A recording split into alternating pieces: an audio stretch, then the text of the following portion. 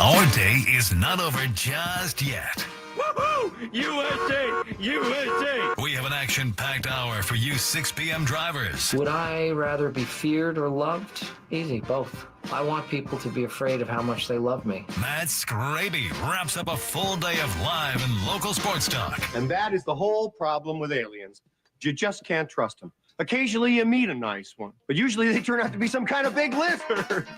The Skraby Show starts now on 97.3 The Fan.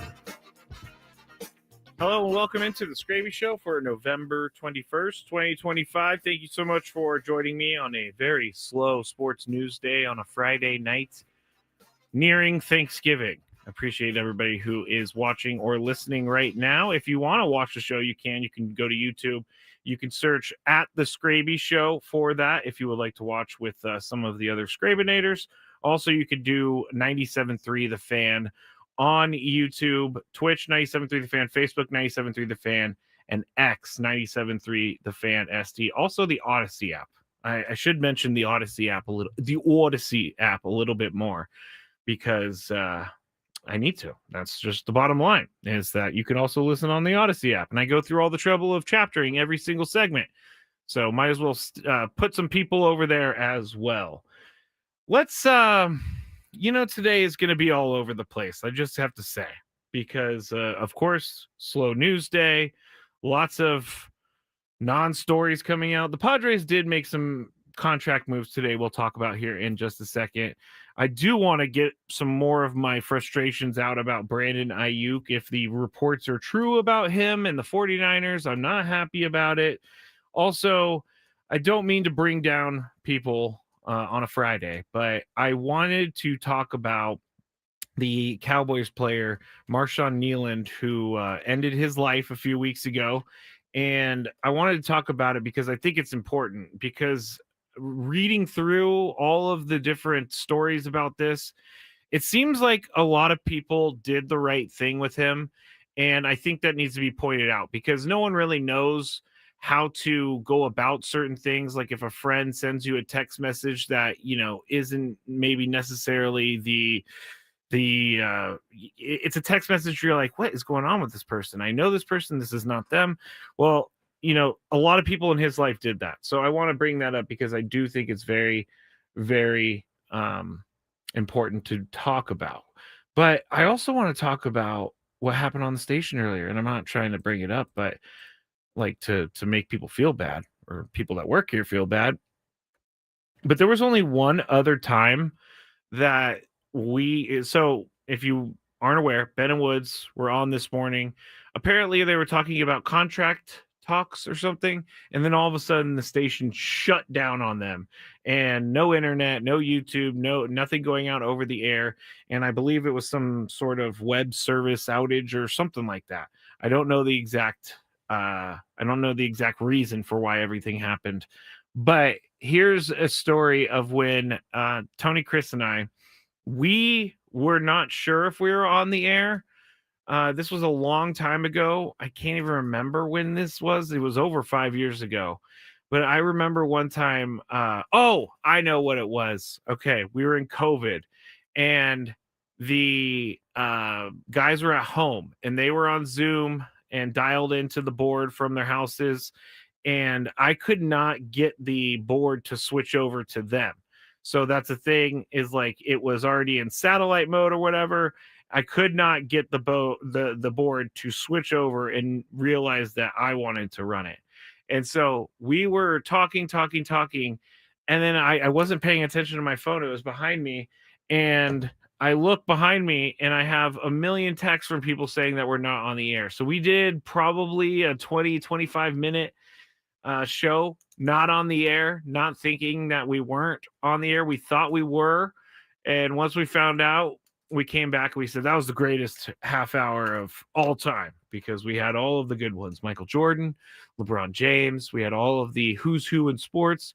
But yes, that was an unfunny joke now that I'm thinking about it from back then. But yeah, it's kind of nerve-wracking when you don't know whether or not you are on the air, because obviously you can't say anything bad. And it's just a not comfortable place to be in. So I feel for Ben and Woods this morning. I feel for them. That is a very uncomfortable feeling, and I don't envy it whatsoever. But it got all fixed. Everything seems to be working now. So we're all back to normal. Everything is all good. But if we did have a guest on the Skraby Show, that guest would join us on the David P. Shapiro fan hotline. David P. Shapiro, criminal defense attorney, is helping good people regain control of their future when charged with a crime since 2010. Visit davidpshapirolaw.com. The roster moves that the Padres made today. It was like the tender, non-tender deadline. And it was the deadline was actually at 2 p.m. our time. And so here are some of the moves that the Padres made. Luis Campusano agreed to a 1-year deal for the 2026 season. The club tendered contracts to 6 of its remaining arbitration-eligible players: Jason Adam, Mason Miller, Adrian Morihone, JP Sears, Freddie Fermin, and Gavin Sheets. But here's some of the big surprising news today. Lefty Omar Cruz and righty Sean Reynolds, who were not yet eligible for salary arbitration, were non-tendered by the Padres ahead of Friday's deadline, making them free agents, which is interesting because they had lots of control on Sean Reynolds. I have a feeling that Sean Reynolds is going to be picked up by another team. I mean, he can come back to the Padres, but it's not likely at this point because I think that the Padres want to bring back, if Sean Reynolds and Omar Cruz come back, I think they want to bring him back on a minor league contract. So I'm not really sure why they decided to go in this direction with Sean Reynolds. Maybe we'll get some more clarity on that as we go forward. But you may remember earlier this week where they brought back Kyle Hart, and he is going to be on the team for 2026 with a team option for 2027. But if you include Hart in their Kyle Hart back in their bullpen, which I think is the spot for him, I don't know that he's a starter for the Padres. I think that he's a good lefty bullpen guy that they could be using. But the Padres have 13 relievers on their 40-man roster, and they only have 7 starters. One of them, Yu Darvish, and he's going to miss the season. So there's going to be some changes here this offseason, and I think what we know is that the Padres have to go after pitching. That is the number one thing, is they have to go after starting pitching. Now, another name that's out there that may be able to join the team at some point is Johnny Brito, who came in the Juan Soto trade, but he had UCL surgery, internal brace, kind of what Yu Darvish is having. He had it last April. The Padres did tender a contract, and he is expected back at some point in the first half. So that's another option right there as well. I think if Johnny Brito could figure it out, then that would be pretty awesome because he could throw hard. It's just really not something that it's his control. So maybe he starts out the bullpen. I'm struggling to talk because our guy Sammy Lev is in the chat. He said, "That's a nice shirt. Nothing like getting my weekend started with the Skraby Show." Thank you so much, Sammy Lev. Thank you so much for joining me for the Skraby Show. He's a heck of a guy, that Sam Levitt. All right, let's see. Oh, Campusano. That's what I wanted to talk about because I'm not sure what this means. He's out of options, meaning that he can't be sent to the minors without clearing waivers. So maybe this contract is just something that they want to deal with, or they wanted to give him so that they didn't have to deal with the whole waiver thing. There could be a spot for him on the team, but we've seen how they've handled him over the last few years, and I'm just not sure what the plan is here. Maybe just they didn't want to lose him because obviously he can hit, and he can hit at the AAA level, but we saw what happened last year. He hasn't really figured it out in the last couple of years at the major league level.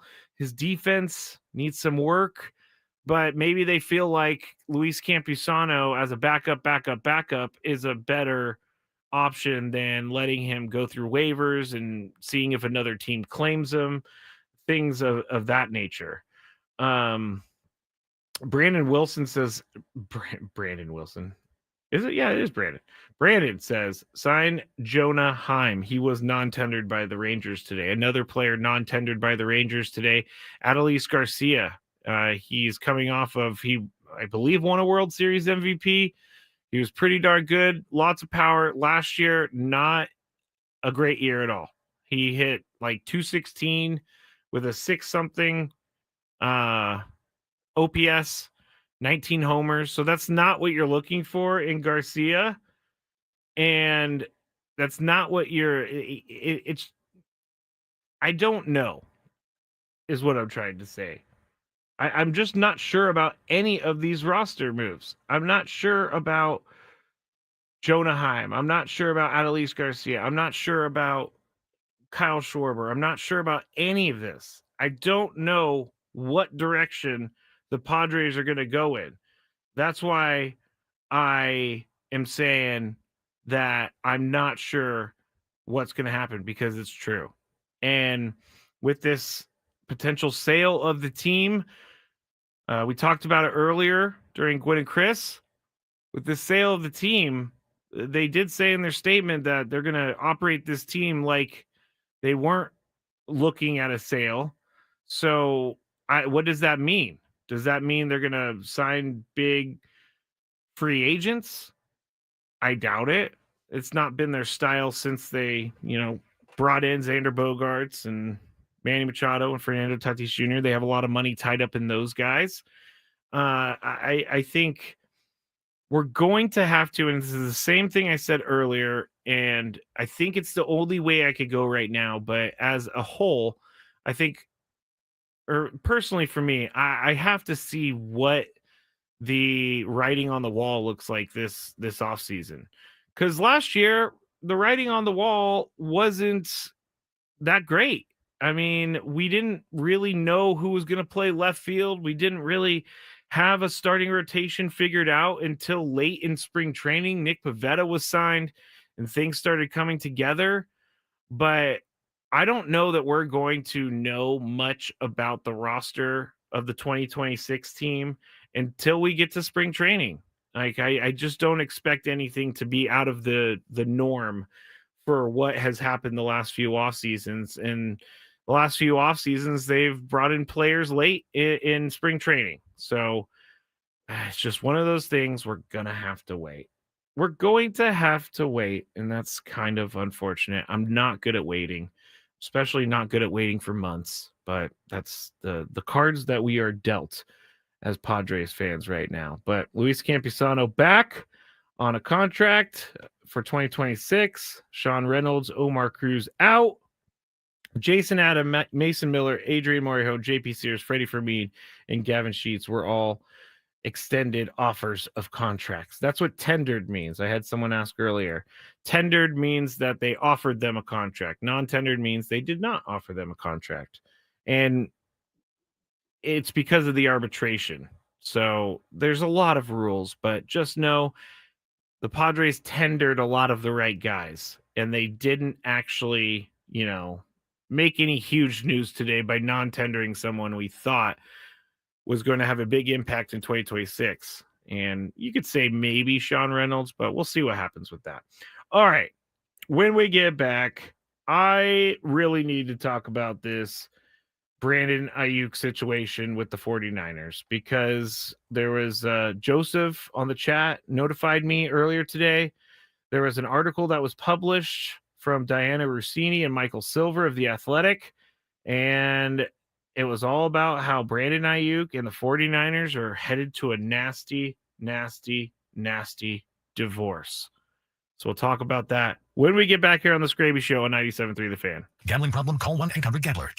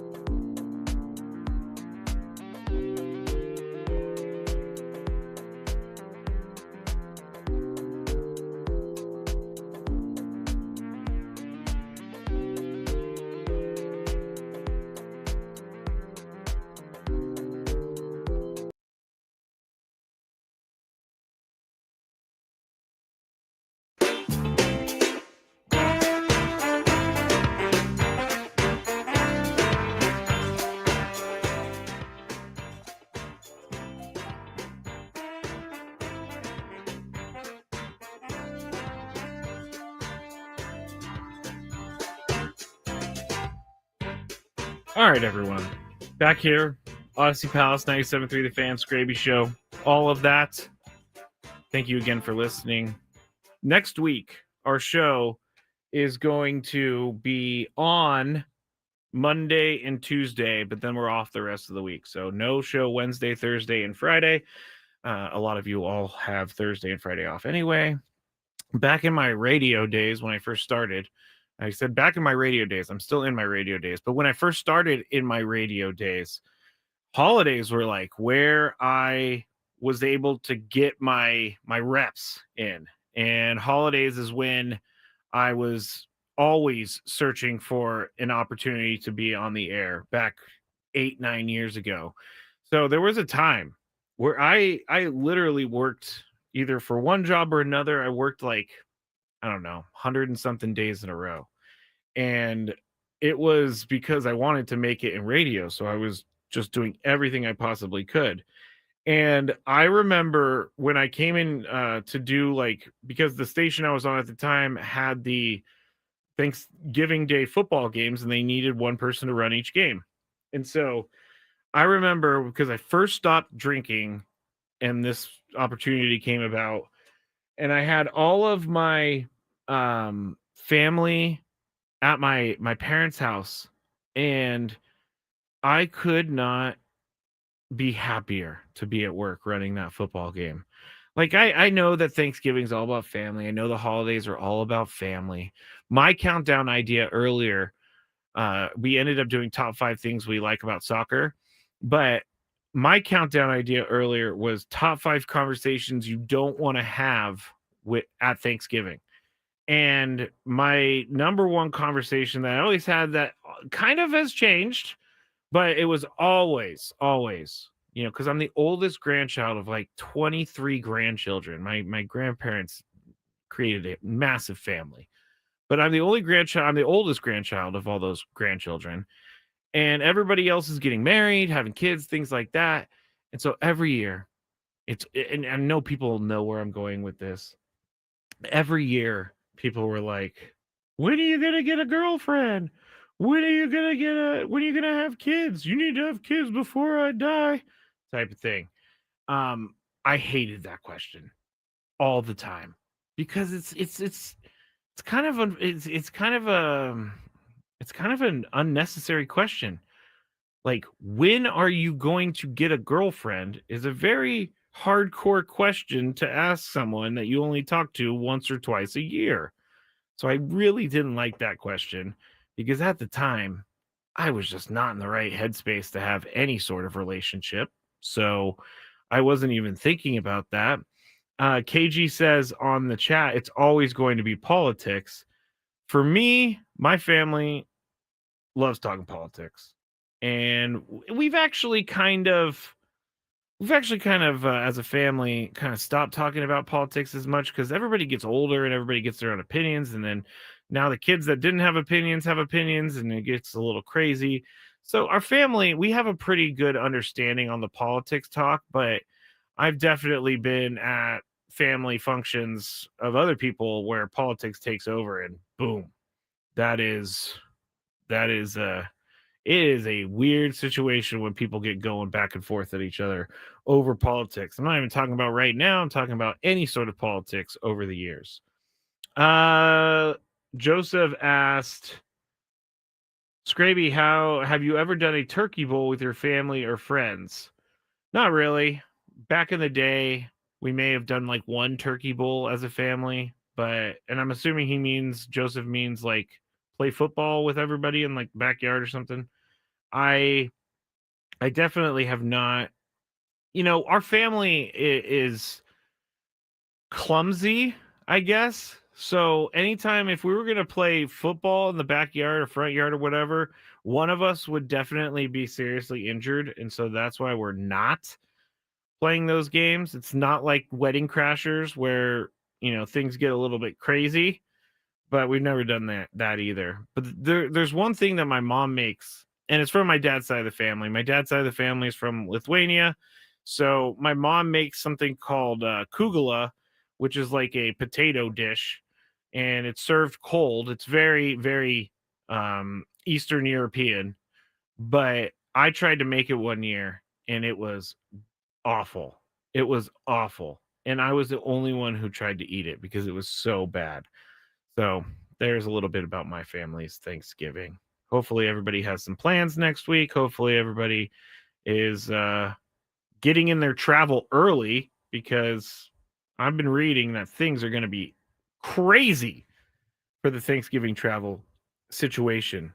And even the airports are back to normal somewhat, but this morning at Lindbergh, they had to fly out the other way over downtown because of all the clouds, and that has nothing to do with anything. I just wanted to say that. Do I cook anything for Thanksgiving? I cook sometimes. It's not a lot. Usually my mom is the big cook, and it was my grandma before that, my grandma and my mom, but my mom likes doing that stuff. She's crazy. I don't know why she likes doing that stuff because everybody always complaining about everything, but she does most of the cooking. Eric says every every holiday my dad would joke that the hospital called wondering if we were alive because they hadn't heard from us yet. That's pretty good. I like that. All right. Brandon Ayuk situation. 49ers, it appears that Brandon Ayuk is no longer going to be a 49er after this season. Now, they did agree to a contract last year, 4 years, $120 million extension. And he got off to a really, really slow start after this whole thing. And it came after an offseason where Brandon Ayuk wanted a new contract. He was still under contract. He had his 5th year option coming up, which was like around $14 million, didn't want it. And so he told the 49ers either trade me or give me money. And so the 49ers ended up finding a few trade partners in the beginning. And then Brandon Ayuk said he didn't want to go to those teams. And so the trades fell apart. He ended up, they had a trade with the Steelers basically in place. I'm not sure what the deal was, but they had a trade with the Steelers, the 49ers did, in place. And I guess they were going to make it happen. But that morning, Brandon Ayuk and Kyle Shanahan talked, got on the same page, and it was so close to happening that I guess Kyle Shanahan had to rush over to John Lynch and tell him not to do the trade anymore because they had come to some sort of agreement. So long story short, they signed him to 4 years, $120 million. Now he gets hurt last year, tears up his knee pretty good, I have to say. It was not a great injury. No injuries are great, but it was a very tough injury because he tore multiple ligaments and he was out obviously the rest of the year. He has not played this year. He's on the PUP list, the player unable to perform. And now apparently the 49ers are trying to get out of his contract by voiding his guaranteed money in 2026. He would have had an option bonus paid out $24.935 million. He was only going to get $1.21 million in the as his base salary, but he was going to be given $24.935 million just for being on the team next year. So they have, and it hasn't been a great situation in the beginning. He is unsure that he's ready to come back. And the 49ers have kind of been pushing him a little bit, which I understand because they need him. He is still on the team. But apparently, according to sources with The Athletic, Brandon Ayuk has failed to attend meetings and declined to participate in other team activities in recent months. And the 49ers have grown increasingly frustrated with its receivers' lack of communication. And I had been reading this for a while, is that he's just not communicating with the team sometimes, which he is under contract. So if your boss calls you, you kind of have to call your boss back. But I guess he was playing those games. And yes, this is going to be an anti-Brandon Ayuk segment because I am a 49er fan. I think that what he's doing here is what I don't like about pro sports. When you're under contract and you're making a lot of money and the 49ers, and this goes for any team, the team gave you what you want, and then now all of a sudden you're over it and you just don't go to meetings, you don't go to 49ers team activities that you're required to go to. This really bothers me because you should just and this goes for anybody in professional sports. I really believe this. You should just be happy that someone wants to give you that amount of money to play a professional sport. Like, he is willingly, it seems like, Brandon Ayuk, forfeiting this bonus of $24.935 million in order. I don't even know. Does he want to force his way out of the contract? Maybe that's his way of doing it. But he's coming off a horrific knee injury. He wasn't looking good before the horrific knee injury. So I don't get his thought process if indeed he is guilty of the things that are being alleged against him, which is that he's not showing up to things that he's supposed to show up to. I think this is the problem where I come in with professional sports. This is my problem with everything. I cannot stand it when people who have lots of money being paid to them, when they complain because they think they want more money. I don't even know what Brandon Ayuk wants. The 49ers gave him more money than he's going to get from other teams. 4 years, $120 million. Like, and what other team is going to hear this and be like, yeah, we want to bring this guy in for a ton of money, when he apparently, doesn't go to meetings while he's rehabbing. He doesn't go to organizational activities. It's just not, it's not something that I could ever get behind anyone for. Like, I am a guy who, you made an agreement, you're going to live up to that agreement, which seems to work in normal life. Like, people usually go through the agreement that they agreed to. But for some reason, professional athletes just do not care, and they know that they will be paid eventually. But Brandon Ayuk has done a lot of damage to this team. He has been a distraction. He has made it all about himself. I read last year in this article, I read that he was on the practice field, and Kyle Shanahan, he was wearing the wrong color shorts. The offense was supposed to wear black shorts, which all teams do. They all have color coding. But apparently what Brandon Ayuk did, he wore the red shorts. He was supposed to wear the black shorts. Kyle Shanahan asked him to change into the black shorts. So he, according to reports and media, was there for this. So they were watching this, but he kicked off his gloves, he untied his shoes, and he pulled off his shorts, and he was just kind of being a distraction. And so this is just kind of the things that people are dealing with. It's just really annoying to me.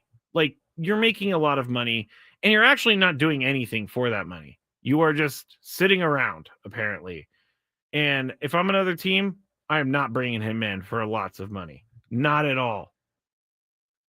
Dominic says, how about just having enough respect for yourself to be professional when you're receiving a salary? Really very simple, pro athlete or not. That's where I'm at. That's where I'm at. Someone said something about the Cowboys. I could see the Cowboys wanting to take him on there. But yeah, I'm fine with Brandon Ayuk leaving the 49ers. It's just been a disaster ever since he wanted his new contract.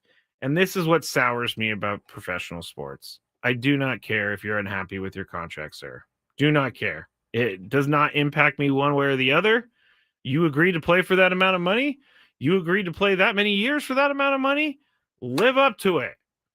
And Brandon Ayuk, if he's getting advice that he should give up this bonus so that he could be released from his contract, he's probably getting bad advice, I would say. I don't know that he's ever going to be offered 4 years, $120 million going forward. I just don't think it's going to happen. But yeah, thanks, Joseph, for making me aware of this situation. I've been wondering when Brandon Ayuk's going to come back. But he's just being the same Brandon Ayuk that we saw last year. We saw the year before. It's just annoying to me. It's annoying. I will gladly take your money, Brandon Ayuk, and go to meetings while I'm rehabbing from a knee injury. I will gladly do that. Please. I like, if I miss a meeting and I'm supposed to be somewhere, I feel very uncomfortable about missing that meeting. My mind's always on, I bet you those people are thinking about me not being at the meeting. Like, sometimes these guys, I don't understand how they can think the way they do. I mean, they've always been the best at something, but I do not understand people that are just like, doesn't matter. I'm just not going to go.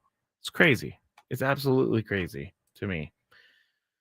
Thank you for allowing me to get that off of my chest. I don't know if anyone else identifies with it, but I'm sure there's a player on your team that has annoyed you in the past with something similar to this.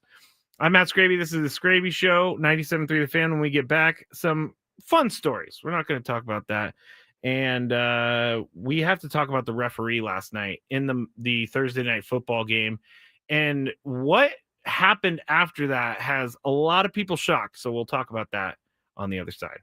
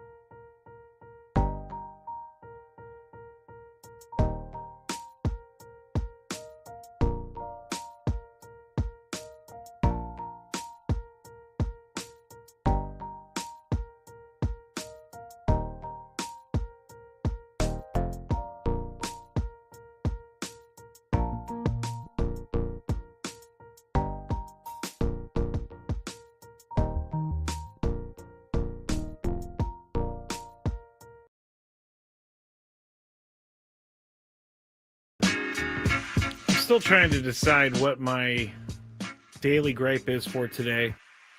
That usually comes at the end of the show. Things have been okay lately, but I think I have one. So we'll get to that at the end of the show. Gotta say, it's kind of unfortunate that there's not as many sports on anymore. Because I used to enjoy sitting here doing a Skraby Show with like a baseball game on or something like that. It's amazing to me how much I rely on baseball for my entertainment because it's every day. And when there's a day off or something, I'm always like, what am I supposed to do now? I don't know what to do. Baseball is what I do. All right. I'm going to get into this story real quick. I know we're heading to the weekend on a Friday, but I think it's very important. So Marshawn Kneeland, former Dallas Cowboys defensive end, he ended up taking his own life a few weeks ago. And, more news has been coming out about Marshawn Kneeland.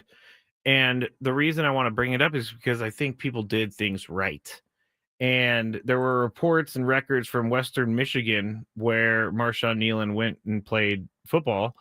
And the reports are that he had 2 welfare checks on him while he was there. So this is something that is not new. Anybody who was in his life knew that he struggled with mental health issues, and they were always prepared in case that he sent him a text message or something like that that was leading to maybe something bad happening to him. And the director of security for the Dallas Cowboys, Cable Johnson, actually did call law enforcement to ask for a welfare check on Kneeland and to tell police that Kneeland had sent a text saying he didn't want to go to jail. Johnson told the police he sent out some group texts that are concerning, probably mental health, but the group text seemed to be saying goodbye, made some statement about not being able to go to prison or to jail. And we all know how everything ended up. But here's why I wanted to bring it up, because when people text you things, take it seriously. I can't tell you how many stories I've read about people texting that they're having trouble and someone, believing them, but maybe not believing it's as serious as it is. But the moral to this story is, if you have anybody in your life who is struggling with mental health or who is suicidal, and they tell you, hey, things aren't going well, like, do something about it. And I'm not trying to come down on people who haven't, because obviously, I'm not in their situation. And it's really sad, but these people did do the right things. They did try to get him help. They did try to put him first. They did try to get the police there before anything bad happened. Unfortunately, the police didn't get there in time. So that's all I'm going to really say about it, because it's honestly really sad. It makes me very sad. And it's very sad that he was struggling with all of this stuff. But there is for lack of a better term, there is a paper trail on this. So just know who your friends are, know who your family are, and just know that it's never that bad.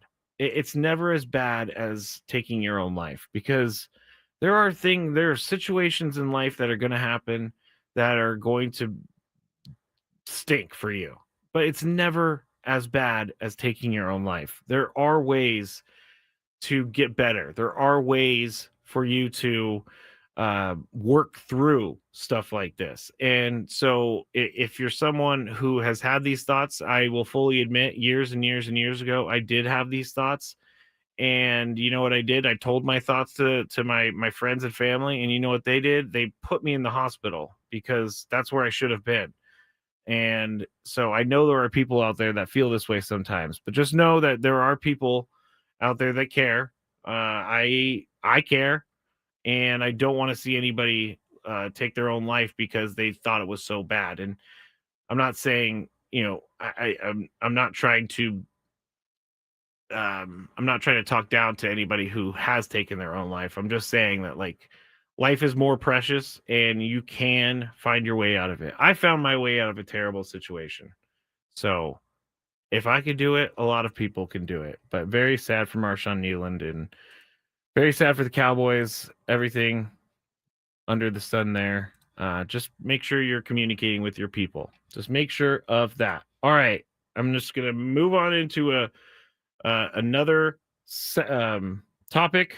Now I'm not able to speak because I have so many thoughts running through my head, but I'm just going to move into a new topic. Actually, Joseph has a nice thing real quick about this, Marshawn Neiland. Also, it's okay to talk about your feelings. Don't feel like you have to be the strong one. Know that you are important. The world is a better place because of you. You are loved no matter what. That's a great message, Joseph. It's true. I talk about my feelings quite often. And I go to a therapist because I think it's good to have someone in your life that you can talk to. But like Joseph just said, you're not alone, okay? I promise you're not alone. Now, this is for a soccer stadium. Yes, we're completely shifting gears here. This is for a soccer stadium. They have released renderings. Everybody loves renderings here in San Diego. We are good at the renderings. But here is I'm going to put it up on the screen. So if you want to go to the YouTube later, it's at 52 minutes into the YouTube. But here are the renderings that Birmingham City has announced plans for a 62,000 capacity seat stadium that apparently is going to be seen from up to 40 miles away. Now, it's a little strange looking because they have really channeled into the city and the history of the city. And so the stadium has a bunch of smokestacks, like industrial smokestacks, all around it. That's what is surrounding the stadium, is all these industrial smokestacks.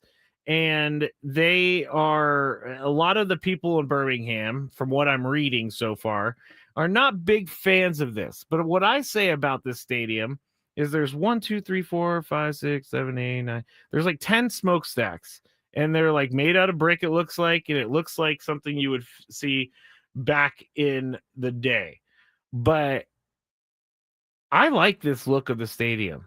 It's it's different for sure, but I do like the look of the stadium. I think it's different, and that's what makes me like it. It seems like all the stadiums nowadays are just kind of all built in the same sort of style. It's like the cookie cutter stadiums that we had all over the country. You know, San Diego had one with Qualcomm. You got Three Rivers. You got all of those stadiums that were multi-purpose use stadiums back in the day. But if you could see this from 40 miles away, I think that's kind of cool as well. But Birmingham City, from the people who I was reading, the locals, they're saying that Birmingham City is a city for the Industrial Revolution. That's where it changed their city. So I don't mind it because it makes sense in regards to the history of the city. I will like things because they're different as long as they make sense. Like the Guardians name makes no sense to me. The Guardians are chosen because apparently there's a bridge, and I'm not going to tell this whole story correctly, I'm sure of it. But there's a bridge with statues on it, and they're called the Guardians of the City. That only makes sense for that city. Like, I don't get it. A stadium can be put in this style because you have to actually go to the stadium to see it. So it's not like they changed the name to the Birmingham City Smokestacks or something like that. Dominic says the smokestacks are a bit much. You could honor the history inside the stadium like in a museum. It looks weird. Joseph says you might be on your own there, Skraby. Jack says renderings and tenderings type of day. I like that. There's also some more stuff. There will be multiple movable pitches and a retractable roof, with owner Tom Wagner wanting the new arena to host various other sports, including the NFL and rugby union, as well as music events. Right now, they have a stadium that's only capacity 29,409 seats. They're trying to build a 62,000 seat stadium over there. I didn't realize they still had the picture up, but there you go. That's what Birmingham City is going to do. And if the locals don't like it, they might have to go in another direction, but when have rich people ever listened to the little people like us? Never. What's annoying Skraby today? Let's find out. It's time for the Daily Gripe. All right, this is specific to something that happened yesterday. I went to go pick up some lunch on the way to work, and it was a grocery store. I was just buying a nice salad, and the gripe is this. When I'm going through a checkout and they make a comment about my food, I don't like that. And what they said to me, and I don't think they thought this was rude in their head, but it was rude, and I was taken aback by it. But they said, good choice on the salad. You need to mix a few of those in. And I was like, what? What? He basically just called me chubby. They called me chubby. Like, why are you commenting on my food? I do not need for you to make my complex about my weight even worse. Like, I would never say to someone if they walk through with like a bunch of terrible food that will make you fat. I wouldn't be like, oh yeah, man, you shouldn't be eating that. You're going to gain like an extra 20 pounds. Just not into it. So there's my daily gripe. I don't know if anybody has ever had anything like that happen to them before. Gonzo said it's how San Diegans talk. I don't know that San Diegans were into just insulting what I look like. But don't tell me to mix in a few salads, okay? Because that's not very nice. That is not very nice. Thank you, Dominic. He said, yes, this annoys the bleep out of me. Just scan my bleep. I agree with you, Dominic. I agree. I'm not there for your discussion about my weight. All right, that's it. Thank you, everyone, for sitting through this show with me, sitting through all of the shows here on 97.3 The Fan. We'll be back on Monday. Again, only Monday and Tuesday for Gwen and Chris. Wednesday, Thursday, Friday, we are off. But I appreciate you all. I will have a Skraby Show on Tuesday. But good night. Have a good weekend. Make sure you drive safe in this rain, and make sure you wouldn't do anything that Brandon Ayuk wouldn't do, which I don't even know what that means. So I'll leave you with that. Have a great weekend, everybody.